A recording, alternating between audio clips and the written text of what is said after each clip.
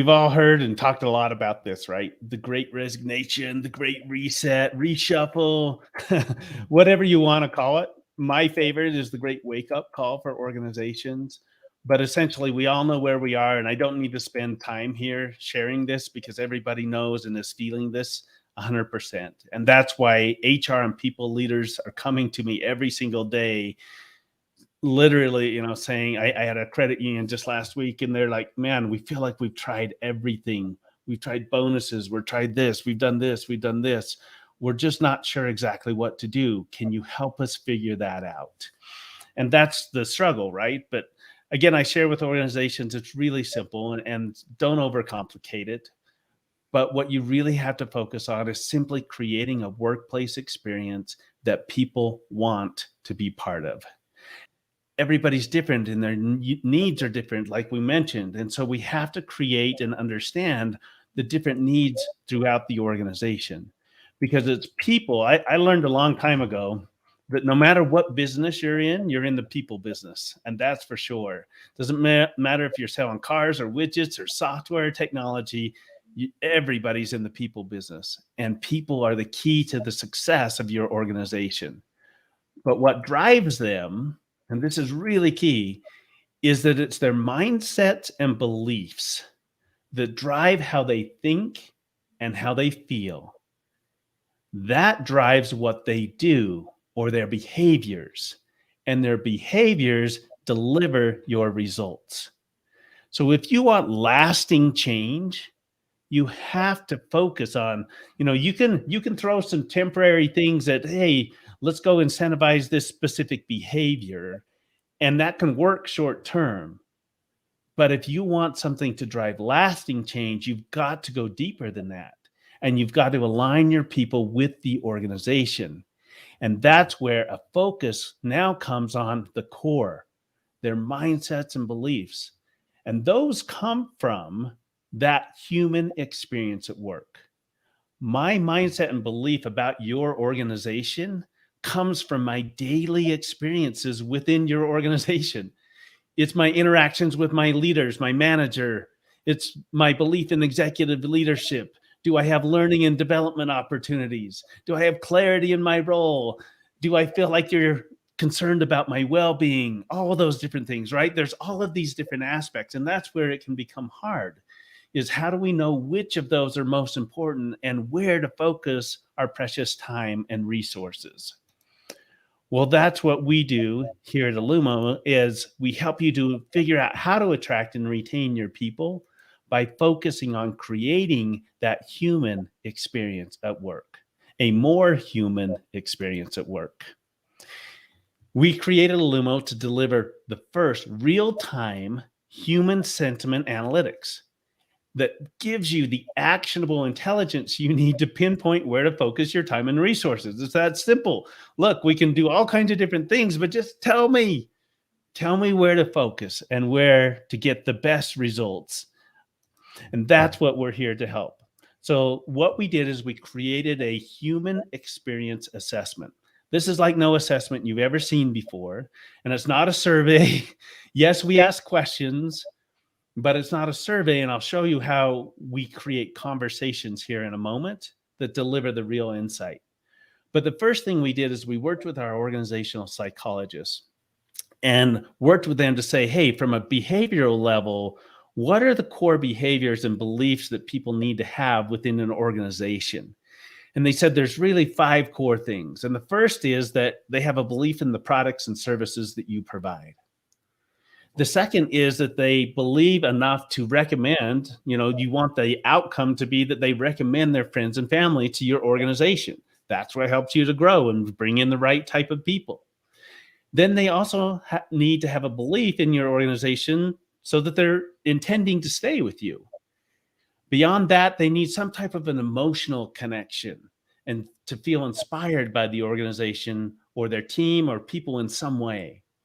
And all of that then should lead them to not want to come in and just do their job, but to actually give of their discretionary effort to help the organization to grow And that's where that's where a company goes from just creating products and services to becoming amazing, is when they can get a fully engaged group of people working and driving together, aligned to achieve that ultimate outcome.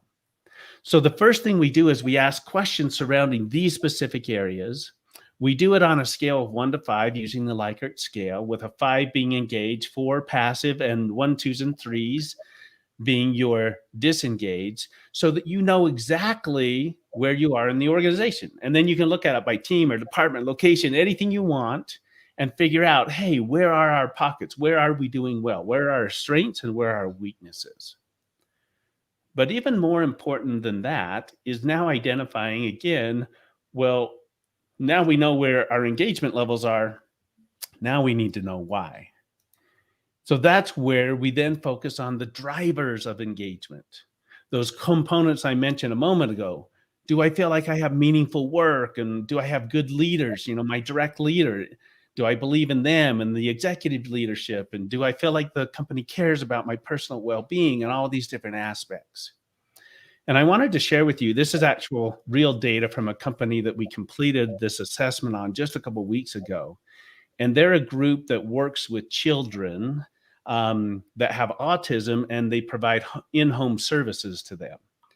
So what the data tells in a story essentially here is that, of course, people come to work for this organization because they want to help those kids. They believe in it. They have a huge belief in it. In fact, between top and mid box, you've got almost 96% of that organization firmly believes in what they do for the people that they're serving, for those children, right? They have great, meaningful work. They have good leaders. They have clarity in their work. But where are they struggling? Well, we don't feel like, frankly, innovation, and that really almost goes back to a listening score, because it's not that we don't feel like there's innovation, the company's doing it, but we don't feel like they listen to us to allow us to help drive innovation. We also are struggling with rewards and recognition, and their well-being scores are pretty much off the chart the other way. And so what you're seeing here is the story that's being told in the data of, here's our strengths, here's the things that we're doing well, but here's the places we're struggling. Now, that's what you get with a lot of competitors type surveys, right? And you're thinking, oh, well, this is kind of, I've seen this type of stuff before. It's great. But what it doesn't tell me is, now, what do you have to know? Well, what's the why behind that? Why am I struggling with well-being, right? And that's where the game changes. What we do at Olumo, and we can do it through email, but we primarily and encourage people to deliver this via text, because it's so fast and effective. Not even an app. There's nothing to install, nothing at all. We just literally send them a text and a link, and they open up the link and start engaging with us. But what we do that's unique is, not only do we ask them to rate their experience, but then we invite them to share with us why. And we engage in live human-to-human conversations. Now, I know in today's era of technology and bots and AI and all those things that you can do, of course, we actually tried it that way, to be honest. We tried it that way. But what we learned is that when people knew they were talking to a bot, that doesn't create engagement. That doesn't create a human experience. That doesn't create a connection. That doesn't help them to feel listened to or heard. That's just a traditional survey. And so we got rid of all that, and we brought in teams of very effective, highly effective people to engage in conversation, showing empathy and listening and caring about the situations and the things that they're going through. And in these anonymous conversations, as we dive in and listen to them, then we're able to identify exactly why and get the understanding to now hand to you and your organization, pinpointing the why behind the numbers. It's the most amazing thing you've ever seen. It's such a powerful, I wish you could be in the room when we share the data and the insights with these organizations, because there's certain things that, of course, you already know about your organization and fully expect, and you're like, oh yeah, that totally validates exactly what I was thinking and feeling about the organization. And Robert, then in every case, there's sorry, always those one or two things where it's like, oh my gosh, I had no idea that this was going on. Robert, in this instance with this organization, what were the main comments that had been reflected in those bottom scores of innovation, well-being, and I can't remember the third one. What was Yeah, that's a great question. So we engage in these conversations. We do anonymous conversations, listening, deep dives, right? And then our strategic advisors sit down after we gather all of this data, and then they correlate and pull this out. And this is, I pulled the slide, one of the slides, and I covered up a couple things to hide the organization here. But in this specific one, it came back with very clear that there were three things: the attendance policy, a cancellation policy, and a PTO policy that their people viewed as punitive and contradicted their overall well-being. Now, this organization is struggling with 90+% on their front lines, people providing those in-home services, 90+% turnover. So this is a huge issue and a problem. And what we would help them to identify that there were three very specific policies that were driving this and making their employees just feel like objects. And you can see here, like I pulled a couple real quickly just to show you. But hey, I work 31 hours a week. I'm permitted to miss less than one day without using PTO or getting written up. I don't feel like we value the employees or our well-being, my mental well-being.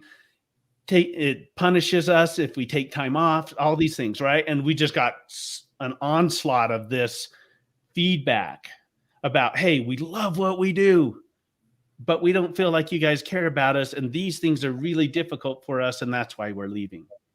So we were able to help and pinpoint. So thanks for that question, because that's exactly what we do. We help to pinpoint through these conversations exactly where to focus your time and resources.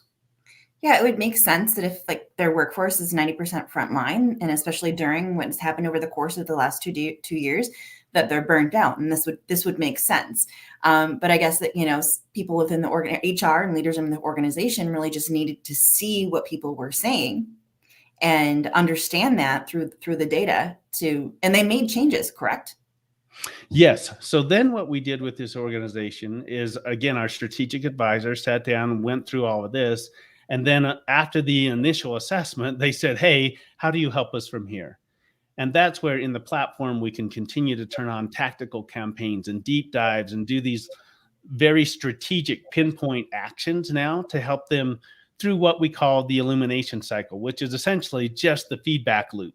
We want to now close the loop, take the feedback, gather insight, prepare actions, and then take actions and then measure the progress, right? We call it LEAP: listen, engage, take action, and measure your progress. And that little cycle we now start running through, and we start addressing each of these issues. And that's where we're helping the organization move forward. So we do provide additional services other than just the HX assessment. But the reason why I want to focus on the assessment today is because what I've seen is that in HR, it can be difficult for you to go out and to get the budgets for some of these different things. So I'm going to show you today how I'm pretty much just about going to give this to you today because of that, because I don't want to have you go get budget approval or all these different things. Because what I've seen is that, frankly, the language of business is numbers.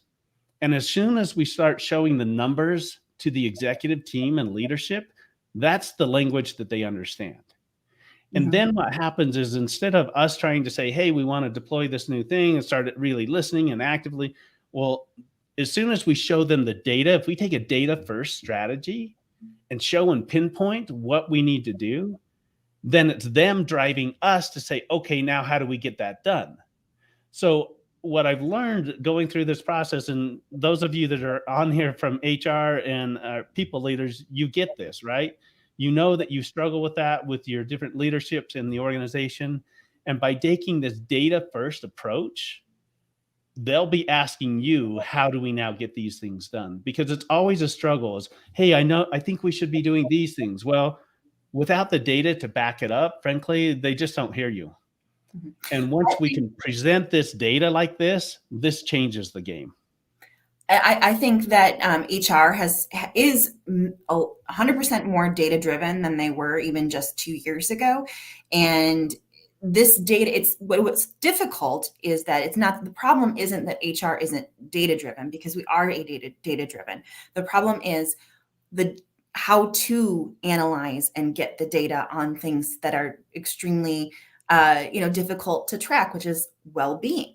We've said hands down a Right. lot of the times that it's been difficult to track the ROI on well-being. It's been difficult to track well-being within the organization. So you're now giving HR and people leaders data to support what they know and what they see in order to take it back up the chain. That's right, because most of the data, unfortunately, that HR has accessible to them today is, what's happened, right? Here's our turnover rates. Here's our churn rates. Here's this, here's that. Here's all these different things, but it's all what's happened. It's not what's happening. And how do we get ahead of that? And that's why this data is so critical, because I call it live human sentiment analytics, because what we're able to do is measure on a live active basis what's really happening, so that when we get to the turn rates, these are the predictive indicators of those churn rates. We can predict what those are going to be based on our data, because we're the front end, we're the predictive side of those ultimate outcomes. And that's what we're helping HR to now get is, well, how do we drive those outcomes instead of just reporting on them?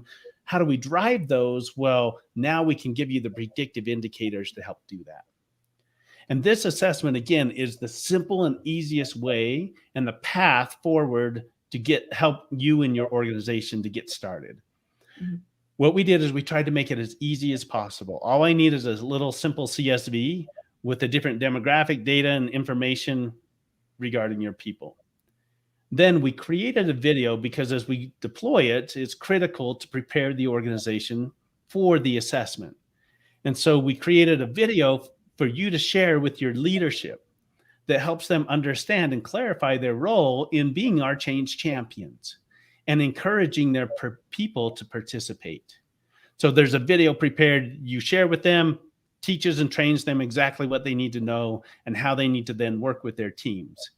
And then we give them a video, a short few-minute video to share with their teams that then teach the rest of the organization, hey, your organization cares about you enough that they really want to actively listen and learn from your experience. This isn't going to be a traditional survey. This is going to be an interactive engagement where you have the opportunity to help share anonymously with a third party. This is the other key thing, because everybody's worried about sharing openly and is this truly anonymous? And so those are the biggest concerns that we have to overcome. So we address all of those things in the video. We help your leadership to reinforce those things. And then now that they're ready and prepared, then we immediately launch. And when we launch via text, especially, and again, we can launch via email if necessary, but when we go via text, we get such fast responses that literally within 72 hours, the data's back. I typically run it for a week just to make sure that we get everything. And about midweek, we also send a follow-up text saying, hey, we're hearing great comments and things like this and great opportunities to improve like this. If you haven't taken the opportunity, log in and share. And then by the end of that week, then our teams dive into all the data and the assessment. And the following week, we literally sit down with you and walk you through and pinpoint for you exactly where to focus your efforts, where your strengths are, where do you need, because I fully believe that you sell to the organization through the eyes of the love group. The people that love you, we want to do more of those things. And yes, then we correct the issues and the problems at the same time, but we help you understand what those are and deliver this powerful assessment. And again, what I mentioned is that I want to give it to you in the most cost-effective way. Frankly, I lose money on this. This is a loss leader. You know, having our teams fully engage in all these conversations. That organization I mentioned, we had over 900 conversations with their people, listening and diving deep to gather amazing insight for them.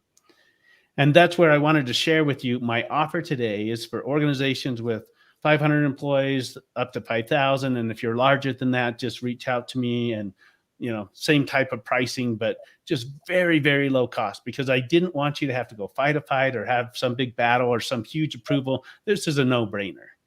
This is the no brainer that you walk in and say, okay, hey, we need to run this assessment because it's going to help me pinpoint exactly where. And it's only $1,000 or 1,500 bucks, whatever the size of your organization. So we wanted to take that off the table because again, what we've seen is that once we get in the door and show that to the organization and deliver this insight, then they're going to be asking you saying, hey, now what do we do about this? And how can they help us to drive this forward? And that's what we're really here. We're not just a tool.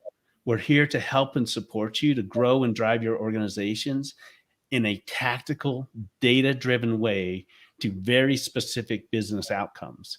And that's part of what we sit down and work with you to do is identify the exact outcomes that you're looking for. And then think of us as your coach and your guide to help you to achieve that as a third-party resource. And that's part of what we do. And so that's what I wanted to really share. I'm happy to answer any questions. We can stop sharing now. And, but thank you so much for that great offer to our Progressive HR Live network. I greatly appreciate that. And thank you as well, for sponsoring this live and giving us a presentation and a demonstration of what your technology does. And going back to that question that we said at the beginning, what is the difference between human experience technology and employee experience technology is that, we're really looking at an innovation. Human experience technology is an innovation in how we have conversations with our people and how we give our people a voice and how we move towards democratizing decision-making within our organization. And